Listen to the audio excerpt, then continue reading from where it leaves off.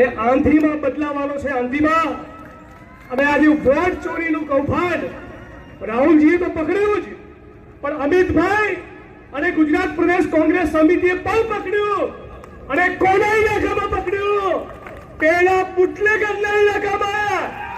અને પૂર્વ બુટલેગરને કહેવા માંગીએ છીએ કે તારો દંડો તૈયાર રાખ, તારી પોલીસ તૈયાર રાખ, તારું પ્રશાસન તૈયાર.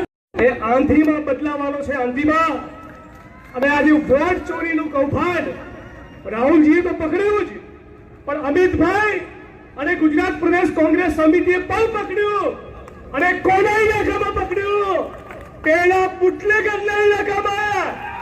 અને પૂર્વ બુટલેગરને કહેવા માંગીએ છીએ કે તારો દંડો તૈયાર રાખ, તારી પોલીસ તૈયાર રાખ, તારું પ્રશાસન તૈયાર.